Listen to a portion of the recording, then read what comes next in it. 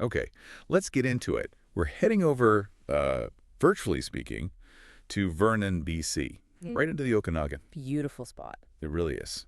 And we're looking closely at something pretty specific today, the local Men's Morning Tennis League. And they've got a great name for it, too, the Vernon ATT Masters 1000. Ah, yeah, sets the tone, doesn't it? Yeah. High hopes, local passion. Exactly. And our goal here is to really unpack day 4. That was Tuesday, October 7th. The reports called it an electrifying showcase. Electrifying. Okay, so lots of action. Definitely. It really shows that these community competitive sports, especially for the morning players, are just booming. Yeah, you can feel that buzz. And the tension's building too, isn't it? Everyone's looking towards Friday's grand finale. October 10th. The stakes feel pretty real. Especially with League President Graham Cooper overseeing things and those whispers about a decent cash prize. That always lights a fire. It certainly does. And you could see that pressure playing out on Court 1. Sources are calling it the arena of endurance. Arena of endurance, I like that. Who was battling it out there? Well, you had Richard Tessier, who's actually leading the whole league right now, 19 points. Okay. And his strategy, deep, looping, top spin forehands, really testing Dave Saul. Oh, that sounds exhausting. Just chasing those high-bouncing balls back to the baseline again and again. That's the idea. Pure attrition. But then compare that with Doug Irwing. He's right behind Tessier, 18 points. Close racing. Very. And Irwing had a totally different approach against Ian Thompson. Laser-driven backhands. Ah, it's more about precision, finding the angles. Exactly. Surgical. Trying to force quick errors, not just outlast the opponent. So, looking ahead to Friday, it's like, can Tessier's stamina hold up with that relentless topspin, or does Irwing's aggressive precision take it? That's the big question, isn't it? A real strategic showdown brewing there. Definitely. Okay, so moving away from those leaders, the reports mention a lot of personality across the other courts, too. Oh, yeah. You get some great local flavor. Like on Court 2, the fans apparently nicknamed the match the Rolling Balls of Fire. Rolling balls of fire. What does that even mean? Yeah. Sounds chaotic. Haha, right.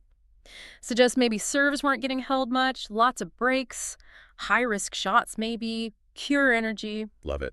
And Court 3. Court 3 was more a classic-style contrast. You had Francois Najda with his own brand of looping topspins. Okay, another topspin player. Yeah, seems popular, but he was up against Alex Harvey, who prefers crisp volleys coming to the net. Ah, the grinder versus the attacker. But wasn't there a third player who stood out there? Right, Paul Anderson. The key seemed to be his tactical shot placement. Not overpowering, but smart. Calculated. So with Tessier and Irwing racking up points with their big games, is there a chance someone like Anderson, playing tactically, could actually sneak through in the final? It's possible. Tactical players look for openings, specific weaknesses. But, if Tessier is playing well, that consistent topspin can be really tough to break down, tactic or no tactic. True, true. Consistency is key. But the real sort of heartwarming story of day 4 seemed to come from Court 4. Absolutely.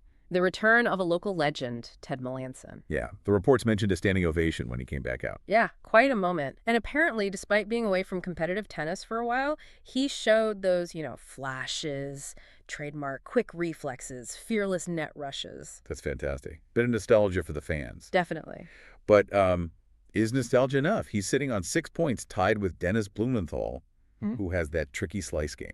Right. Blumenthal kept him honest. It shows the skill is still there for Melanson. Those flashes are real. But can he sustain it against players who've been battling every week? That's the million-dollar question, or maybe the rumored cash prize question. Consistency might be the issue. But the fact he tied Blumenthal, whose slice can frustrate anyone, says something. It really does. Overall, day 4 sounds like it was just a masterclass in different tennis strategies. You had the baseline battles, the net attacks, the crafty placement. It really shows the depth of talent there in the Vernon community. Absolutely. A great showcase. So thinking about all this, especially Ted Melanson's return, that powerful moment, it kind of makes you wonder, doesn't it? Wonder what? Well, for you listening, is there some local passion, maybe a past competitive pursuit you were involved in, that you might be ready to dust off and bring back into the spotlight? Interesting thought, like Melanson stepping back onto the court. Exactly. Something to maybe think about as we all wait to see who takes the Vernon ATP Masters 1000 title on Friday.